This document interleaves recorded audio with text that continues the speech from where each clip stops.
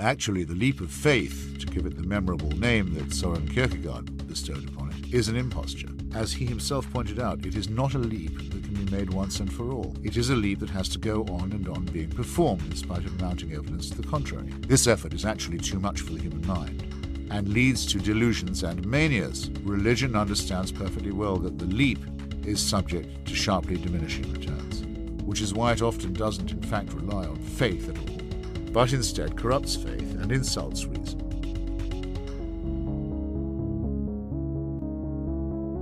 You are listening to A Leap of Doubt, the podcast that celebrates science, secular humanism, and the courage it takes to embrace an evidence-based life of doubt and questioning.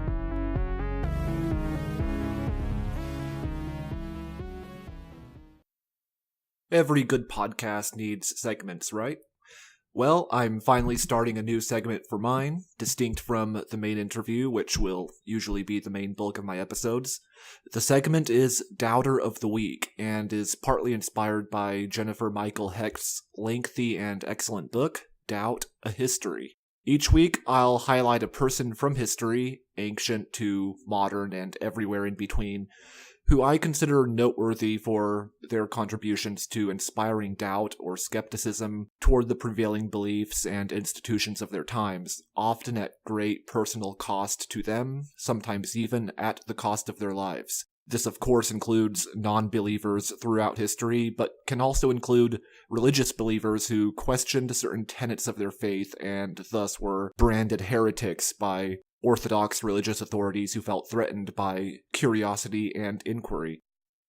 My first entry is Thomas Aikenhead, born 1676, died 1697, the last person to be executed in Great Britain for the crime of blasphemy. Aikenhead was a medical student at the University of Edinburgh in Scotland. When he was 20 years old, he was charged with blasphemy under the Act Against Blasphemy, which was passed by the Parliament of Scotland in 1695. The 1690s was a time of immense political and religious upheaval and instability in Great Britain. There was a profound sense of religious crisis at this time in Britain, and particularly in Scotland, where a moral panic about the rising influence of Enlightenment deism and atheism was gripping the general populace and the Protestant civil leaders alike. As Jennifer Michael Hecht writes, the world was changing fast, and the old world tried to hang on. Aikenhead was situated in the wrong place at the wrong time. He began to articulate his skepticism toward Christian dogma in public coffee houses and drinking dens. What were these doubts and articles of unbelief he articulated in public? Well, he was said to have called theology a rhapsody of feigned and ill-invented nonsense, and said that the Christian scriptures were so stuffed with madness, nonsense, and contradictions that he admired the stupidity of the world in being so long deluded by them. According to his accusers in court, Aikenhead also attacked the divinity of Christ, saying Jesus was an impostor who learned sorcery in Egypt and used magic arts to deceive his followers into thinking he was divine. Aikenhead reportedly had strong words to say against the Old Testament as well, arguing, for example, that Ezra fabricated the genealogy and pre-Babylonian history of the Jewish people, in much the same way that Aesop fabricated his fables. He also expressed doubts that Moses was a real historical figure and reportedly said that even if Moses did exist, he too would have learned magic in Egypt, but that he was both the better artist and a better politician than Jesus. Aikenhead probably derived these skeptical arguments against orthodoxy from books in the university's library, which contained the works of the Dutch rationalist philosopher Baruch Spinoza, who made a similar case against Old Testament history, as well as the works of other doubters who were making waves at the time, such as Count Charles Blount, John Toland, and Lucilio Vanini. Aikenhead confessed to these accusations at his trial and pleaded for his life. But the judgment of the court was harsh and motivated by religious fanaticism. On January 8th, 1697, just a few months shy of his 21st birthday, Aikenhead was executed by hanging. On the morning of his execution, before he was escorted to the gallows, Aikenhead wrote the following in a letter to his friends. Quote, "It is a principle innate and co-natural to every man to have an insatiable inclination to the truth, and to seek for it as for hid treasure." Unquote. Aikenhead's story is a testament to the dangers of religious fundamentalism and demonstrates the fragility and weakness of the God worshipped by those who put Aikenhead to death.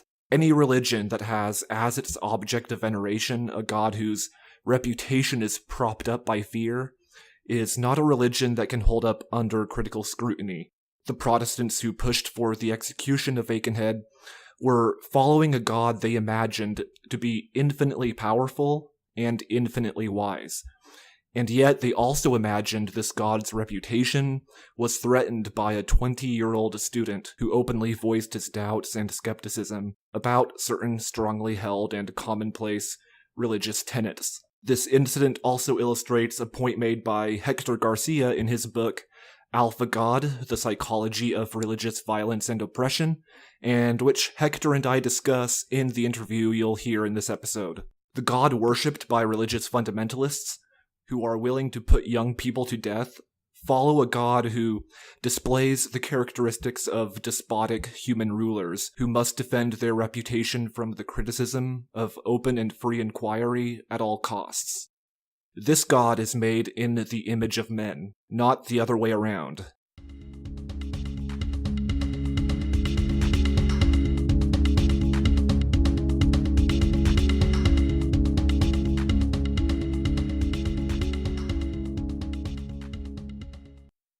Welcome to A Leap of Doubt, the podcast that celebrates questioning, curiosity, and free inquiry, because the only thing anyone should not doubt is one's own capacity and ability to doubt, to change one's mind in light of new evidence or knowledge newly learned. Very special thanks go out to each one of my patrons, Jeff Prebeg, Jeannie Eichard, Torsten Pill, Chris Watson, and Kim Bochkovsky. Your support is highly appreciated. My guest for this episode is Dr. Hector Garcia. He is a clinical psychologist specializing in the treatment of combat-related post-traumatic stress disorder and assistant professor in the Department of Psychiatry at the University of Texas Health Science Center at San Antonio. He has published extensively on the treatment of PTSD in combat veterans, masculine identity, in the aftermath of war, stress and rank in organizations, and the interplay between religious practice and psychopathology. He is the author of the book Alpha God, The Psychology of Religious Violence and Oppression. Welcome to the show, Dr. Garcia. I'm really thrilled to have you on. Oh, well, thank you so much for having me. I'd like to open this discussion with a quote from the final chapter of your book to set the stage.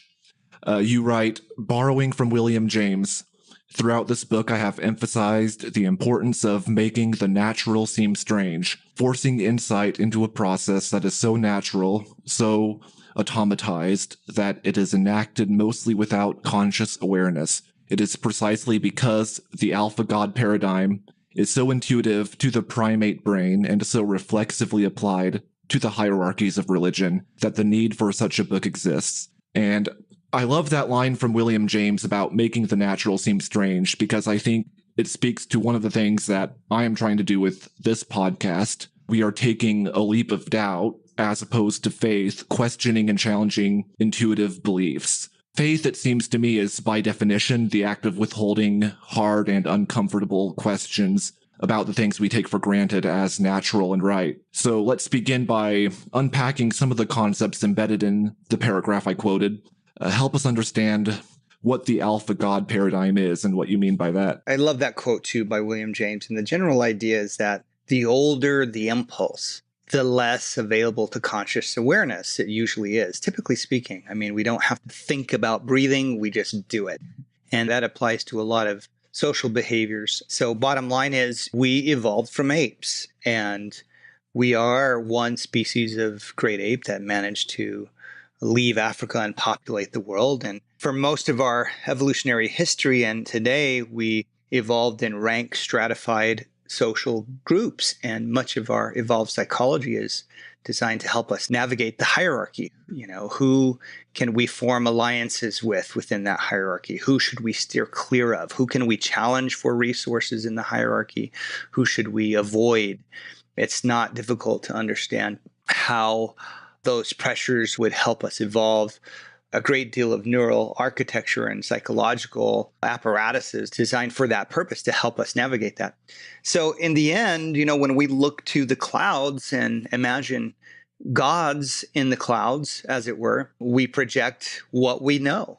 And so in the end, we have designed gods across the world's religions that are dominant and male, and they behave in many ways that dominant male humans and dominant male other primates behave. And bottom line is, the subtitle of this book is The Psychology of Religious Violence and Oppression. It's using these frameworks to understand religious violence, to make sense of it, and to, hopefully correct it. It's always struck me as interesting, and this is something that you raise in your book, and you're not the first to raise it, but you do break ground in explaining it in a new way. This phenomenon of conceiving of God as simultaneously omnipotent, omniscient, omnipresent, basically abilities that humans have, but amplified to an infinite degree. And yet he's very concerned with very human things like marking out territory, acquiring food and sex, and controlling resources like food and sex. And having these concerns that are very central to mortal beings, but shouldn't be a concern for a supernaturally transcendent being.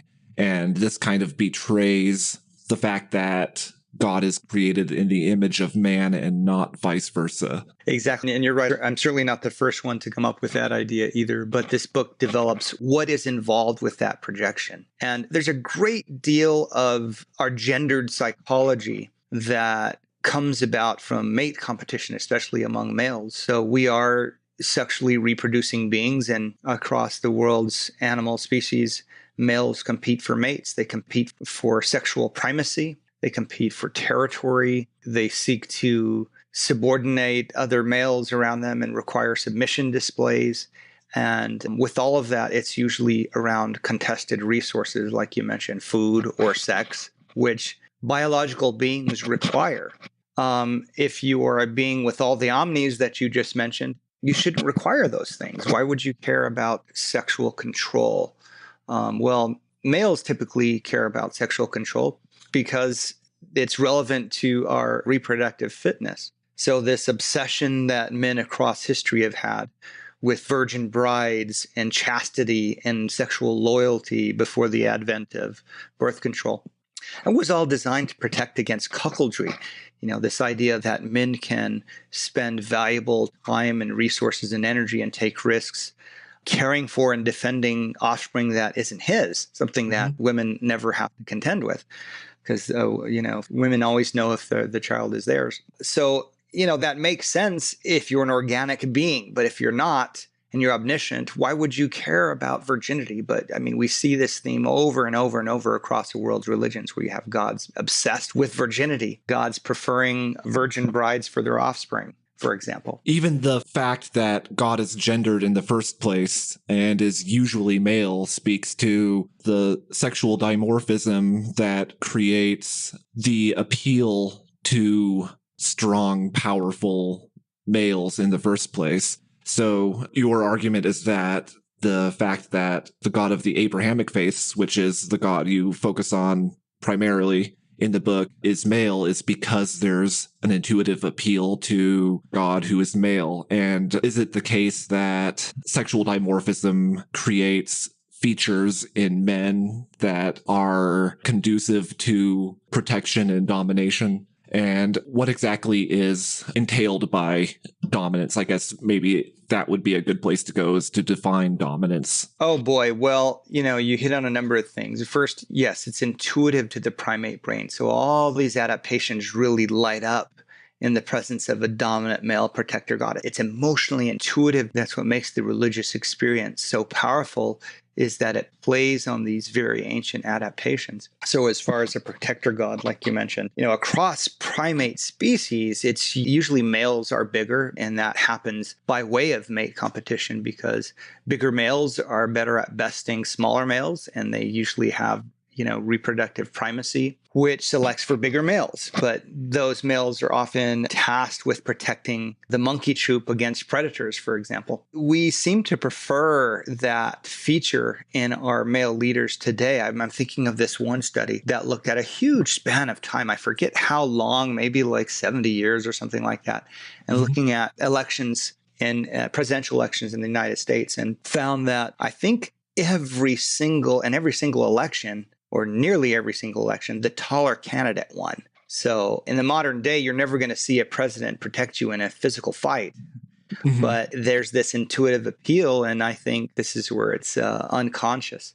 But as far as your question about what is dominance, I think blaming exclusive access to certain resources is certain quality of dominance. Sex, territory, respect, veneration, and often securing access to those resources by force or threat of force. So we see that across primate species. We certainly see that across the history of men. We clearly see that across the world's religions, especially in the Abrahamic faiths. The question I'm leading to with that restatement of your argument about the traits that emerge most in males that was naturally and sexually selected for in evolution, how would female deities then figure into that? For example, how would your argument account for the creation of, or the invention of, female deities and goddesses and that kind of thing? I think we project our evolved psychology onto our conceptions of female goddesses as well. So there are fertility goddesses across the world's religions, big surprise there. And, there are warrior goddesses, too, that are female across the world's religions. They're certainly not as abundant as the male warrior gods across the pantheon of gods and across religions. But female primates also protect offspring, sometimes against other dominant members of the monkey troop, too. So, it just all ties into what we know, and that's the bottom line. We are, in a certain sense, limited by our evolved psychology, and it's not until we understand it that we can kind of rise above and make more conscious, thoughtful choices about which of these projections serves us and which no longer serves us. So that's the idea. And speaking of behaviors and inclinations, orientations that serve us and that are adaptive versus those that are non-adaptive, you have a chapter in your book about maladaptive submissive behaviors in response to dominance and in response to hierarchies that force control. Basically, there are certain submissive behaviors that are beneficial to those in power and not beneficial to those who are in submission. Am I understanding that right? Or is these maladaptive submissive behaviors also, in some sense, adaptive to those who are submitting, in the sense of, well, if I'm submitting, then I'm not going to be destroyed by those in power? So that chapter is based on a body of research looking at the adaptiveness of psychopathology. And we don't normally think about psychopathology as being adaptive, but a lot of what we regard as clinical disorders are rooted in adaptations that helped keep our ancestors alive. For example, phobias. When you look at specific phobias, for example, you see a far, far higher percentage of snake phobias, spider phobias, fear of heights, things like that. Even in cities like New York City or somewhere in Iceland where you're never going to encounter a poisonous snake, but those phobias persist because they benefited our ancestors. We hardly ever see phobias of, crossing the street, for example, which is probably more dangerous in New York City than a poisonous snake.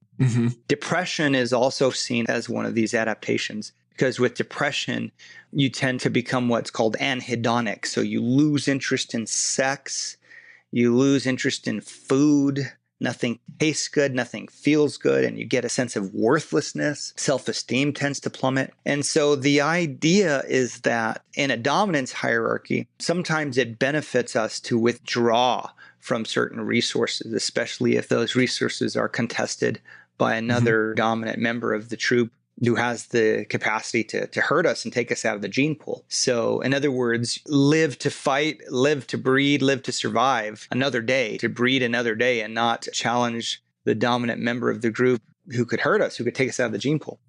So, but in religions, a lot of this can be taken to extremes. In the Dark Ages, there were ascetics who literally starved themselves to death or did all kinds of crazy things to show their worthlessness compared to God, like by rubbing lice into their wounds, by torturing themselves.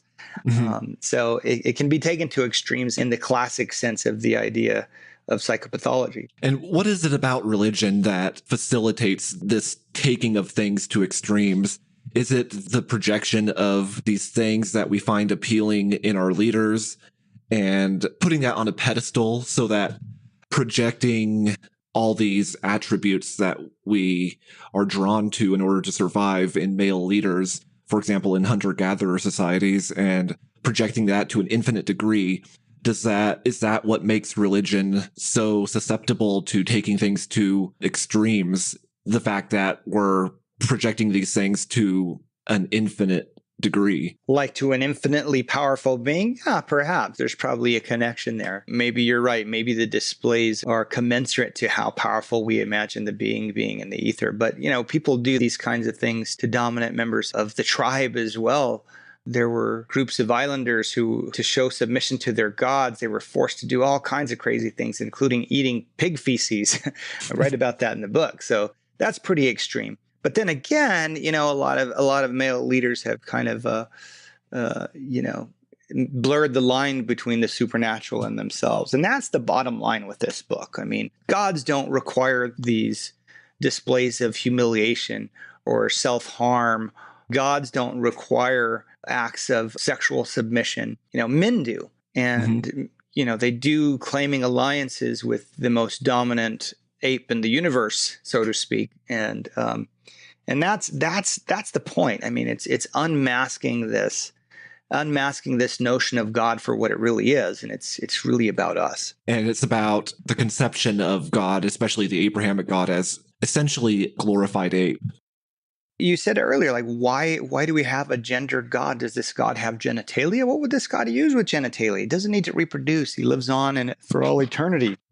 He can breathe the universe into being. So why does this God need to be male? Why does this God need to be fearsome, covetous, jealous, sexually jealous? If he weren't based on us. But again, across the world's religions and across human history, men have conflated themselves with God, and in doing so, they collect rewards on behalf of their imaginary friend. What was really eye-opening to me was reading in your book about the book of Revelations as essentially being this glorified projection of punishment for sexual infidelity. I had never really made the connection with the passage in Revelation about the 144,000 men who are virgins being the only members of humanity that are saved in the end. Right. Because that's kind of glossed over in current readings and interpretations. So that was kind of eye-opening to me. It was like, yeah, that makes sense in a really twisted way, that the book of Revelations is essentially a moral parable about the imagined dangers of sexual infidelity. Oh, all the horrors you read about would just kind of boggle the mind. I mean, it's the stuff of horror movies that God perpetrates against humanity in Revelations is because of the infidelity of his two wives, Samaria and Jerusalem, who were regarded as his wives. So this is straight up mate guarding behavior and punishing females for straying too far away. It's based on our primate psychology. It's based on our reproductive psychology. And again, that's what makes it so intuitive. Of course, there's the theologically famous passage about Christ returning on a white horse in glory, wearing not just one crown, but a stack of crowns. And this goes into the intuitive nature of monarchy as a form of government, the divine right of kings. kings as representatives of something higher, and what it really means when people bow, kneel, pay homage by kissing hands or feet. Mm-hmm. The stuff that seems natural makes sense to us on, again, an intuitive level. But looking at it from an evolutionary point of view, it allows us to question those behaviors and question the right of people in power to demand those kinds of displays. Right. So that's one of the beautiful things about evolution is making the natural seem strange. Is it gives you the perspective of an outsider. And when you watch primates in their social group interact, I mean, it's amazing because, chimpanzees, for example, to show submission to the dominant male or sometimes female, so mostly the male, they prostrate themselves. Lesser individuals will prostrate themselves, just bowing down as far as they can to show, hey, I am smaller than you. I pose no threat to you. Because in the physical world, size means strength. Big fish eats little fish, as it were. Big chimp bests smaller chimp. So we have projected these rules onto our notions of the divine. In Islam, for example, religious practitioners lower themselves in front of God 3 times a day. In the Catholic religion, there are little platforms to kneel before God. And you kneel before God's representatives too. But again, a God with infinite power shouldn't require this kind of display because it's an empty gesture. I mean, he should know that we pose no threat. And size would be irrelevant to an immaterial being. So this is based on us. It's based on the primate social hierarchy, all these submission displays that involve making ourselves appear smaller. There are broadly speaking, two kinds of religious violence and oppression you address in this book. One is what we've been talking about, the behaviors of dominant apes over their subordinates to amass more than their fair share of resources. Mm-hmm. There's also the cooperative killing of others, which is how you and others define warfare, the in-group, out-group form of religious violence and oppression, and violence and oppression in general. So how does religion especially facilitate in-group, out-group, the forming of this conception of us and them? Oh, it does so very clearly, very explicitly. And listen, we are tribalistic people at our core. I mean, we evolved in small, close-knit groups of cooperating individuals, topping out at about 150, 200 people. And there's research showing that even today, when organizations grow beyond that size, unities and cooperation tends to break down. So we kind of have to chunk organizations in those sized units so that we can operate according to the evolved design of our brains. So throughout our history, one of the biggest threats were the outside tribes. And those tribes were usually coalitions of males who were cooperating to gain resources, to gain territory. So a behavior you see over and over and over across our history, described in the Bible, for example, with just an immense amount of detail, is going into the rival group, slaughtering all the men, and taking all the women as sexual slaves. So there's a fitness incentive to engage in that kind of behavior. So Moses, for example, commands his men to do these things and says, that God told him to. So if you are backed by the most powerful male in the universe, I mean, that certainly one can understand how that would give you confidence in battle. And that is indeed how God is portrayed across the world's religions. I mean, the gods of war were always our allies in battle. And warfare between men is historically evolved, sexual exploits. Yeah, it's pretty astounding to me on that note about the biblical passages, which are many and numerous, of conquest and genocide and the rapacious element, the taking of women, the taking of resources from others. This double standard also that you talk about in the book of the rules that apply to our in-group that we take very seriously. Those prohibitions and rules don't apply to the out-group because they're other. All this stuff. It amazes me that people today can read the Bible or maybe not read it, not notice this, for lack of a more academically credible word, evil in the Bible, this genocide, this conquest, this rape that's sanctioned and ordered by the god they worship. Is this a reflection, or is this an instance of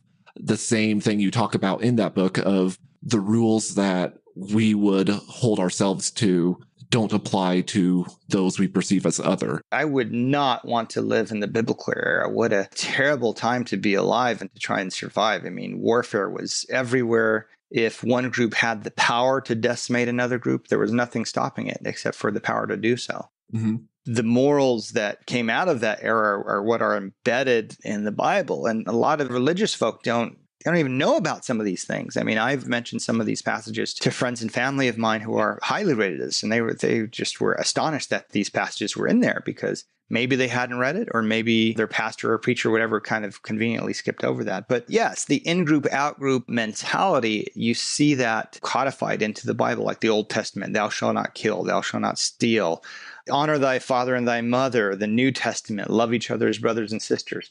But there's also, what you do to the outside tribe. I mean, this idea of thou shalt not kill, I point out the inherent hypocrisy of that commandment, because the first thing that Moses did when he came down with these stone tablets is he ordered his men to kill 3,000 people from the outside tribe who were worshiping the wrong God. So it didn't mean thou shalt not kill. It just means don't kill those with whom you have an alliance. Mm-hmm. Don't covet thy neighbor's wife, but he also gave instructions for his men to rape the women from the rival tribe and to take them as sexual slaves. All of these passages really speak to how deeply this in-group, out-group psychology runs in our minds, but it's not limited to religion. Let's just make that clear, because people will form these divisions in sports teams and fight each other in the stadium, for example. People will carve out city blocks and fight each other for that kinds of turf. But it certainly gets glorified in a very unique way in religion, I think, when you have promises of eternal life if you do this or that, or where you draw closer to the most powerful being in the universe if you perpetrate violence. That glorifies violence in a unique and dangerous way, I think. Or if you promise virgins to males who commit violence in the name of their religion. So you can't get more evolutionary than that. Especially considering that the evolutionary significance of promising the faithful virgins, unspoiled virgins in the afterlife, which speaks to, you would say, and other evolutionary psychologists would say, speaks to this concern of men to not fall prey or victim to cuckoldry, like you mentioned earlier. Right. Yeah, it's very relevant to male psychology. It's just really interesting to me the way evolution kind of unveils all the rationale behind things that we take for granted. Like the faithful in Islam might think to themselves without verbalizing it, of course I would prefer virgins. Not just that, but anything that anybody, religious or not, intuitively desires without thinking of the reasons why. Yeah, evolutionary science has such incredible explanatory power. It can be frightening to some people. In Texas, where I live, we're still fighting to get evolutionary science taught in the schools and not these kind of ridiculous counter explanations like creationism in public schools. It's threatening to people, but it's honest. And we have to be honest. If we're going to ever create a habitable, peaceable place to live, a rational place to live, we have to be honest about who we are first. And we take a hard look at who we are and where we came from. And including our religions, I think our religions are fair game for our scrutiny. Absolutely. I think people are really terrified of the idea that we're animals at bottom, which is why, and this is something I also found really interesting to think about, the animalization of villains. Satan, for example, having animalistic characteristics. And this ties into the fear of predators that our ancestors had. Oh, sure. Even the enemy, across campaigns across world history, the enemies were dehumanized or infrahumanized as other animals, dogs, pigs, demons, which essentially says, look, we share less DNA in common, so I can go ahead and slaughter you with impunity. It's easier to do that. It's easier to kill the outside tribe when they're not seen as human. But you're right. I think people do have a fear of associating themselves with other animals. But the fact is, we are animals.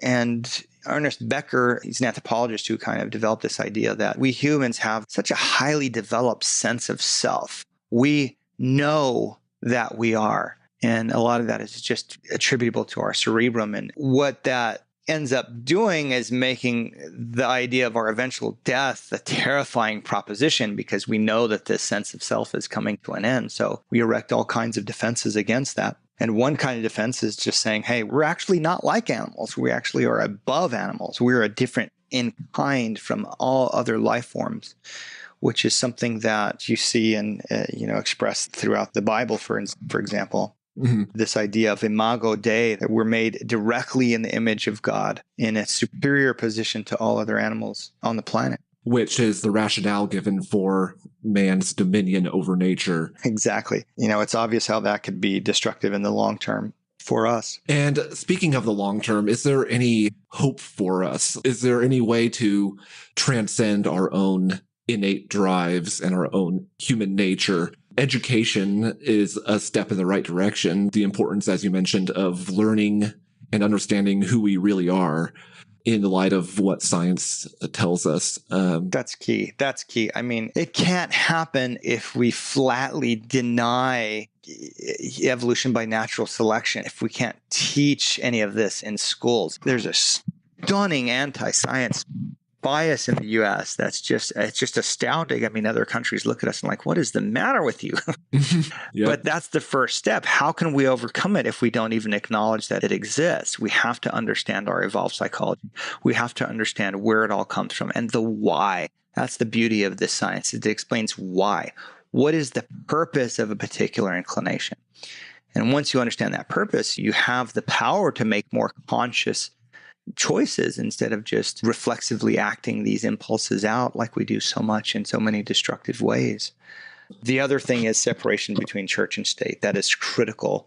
Mm-hmm. And here, there are always attempts to breach that wall, and we must ensure that that doesn't happen. But it seems like the attempts are just, there's a continuous flow of them that we have to safeguard against. I've been thinking a lot over the past couple of years about our capacity, if we have this capacity, to not be subject to our own drives. I mean, we lived as a species 99.9% of our history as hunter-gatherers. So this mode of living that we discovered, say, the Renaissance, when we first started taking the first tentative steps into thinking about ourselves and others in a new light, and the scientific revolution, which is only the smallest of blips in the context of our history as a species. Right. And so we're just now learning to think about ourselves and others in a new way compared to the last 99% of our history. I wonder if it's going to be an exponential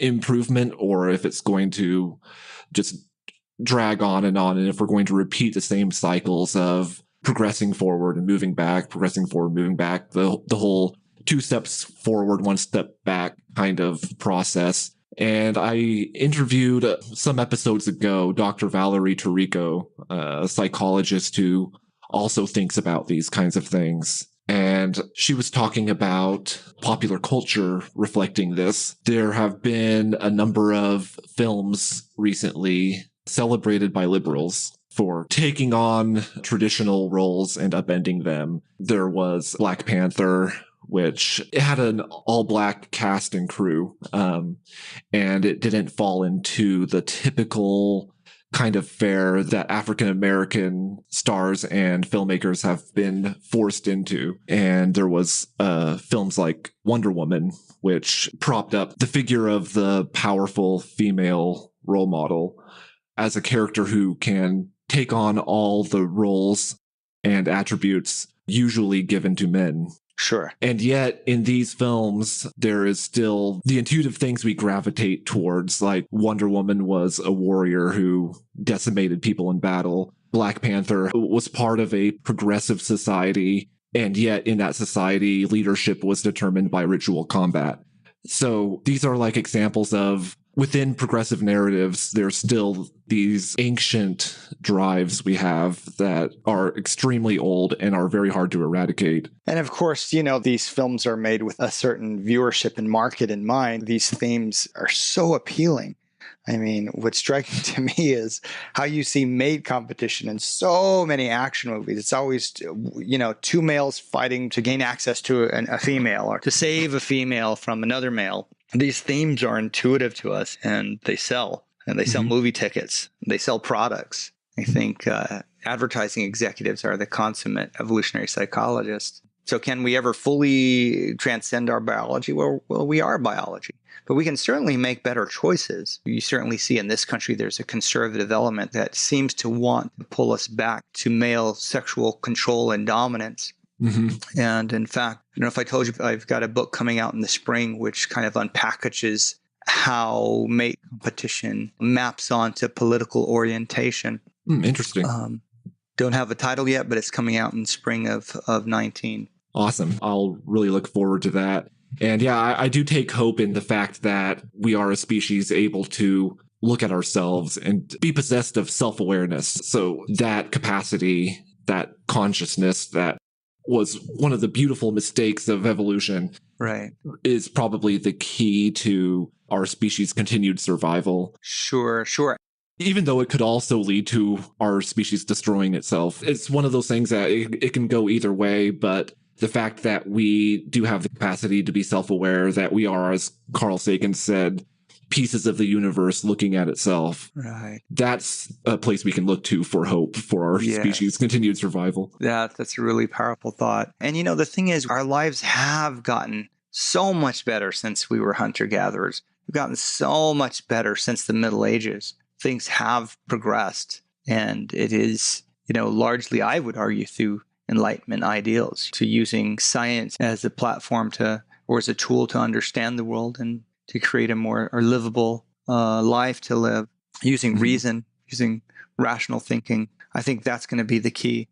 Yeah, I agree. In wrapping up, is there anything you would like to plug as far as people interested in your work and want to learn more? I will, of course, put a link to the book in the show description. But is there anything you want to point viewers to as far as recommendations for your work or others' work? Well, you can check out my website, hector-garcia.com. And I have a book coming up in the spring that's looking at the evolutionary origins of political partisanship, why we have political parties, where did they come from, why do we become divided across political lines, and in short, it involves our reproductive psychology. Awesome. Well, I would love to have you back on again after that book is published. Oh, well, thank you so much. Thank you for taking time out of your day to talk to me. I really enjoyed this conversation. It's a great conversation. Thank you, Nathan. Thank you for listening to A Leap of Doubt. If you liked what you heard, please consider leaving a review on iTunes. If you want to get involved in the kinds of discussion this show is meant to encourage, you can find the official discussion group on Facebook at facebook.com/groups/A Leap of Doubt. You can follow me and get in touch with me on Twitter, where my username is @thenatheist. Feedback and criticisms are always welcome. The opening clip is an excerpt from the audiobook God Is Not Great by Christopher Hitchens, courtesy of Hachette Audio. Text copyright 2007 by Christopher Hitchens. Audio production copyright 2007 Hachette Audio. Used with permission. The opening and ending music is Jade by Esther Nicholson and is used under license. The audio was edited by Rich Lyons of the Living After Faith podcast. If you enjoy the work I do, please consider becoming a patron on Patreon at patreon.com/A Leap of Doubt.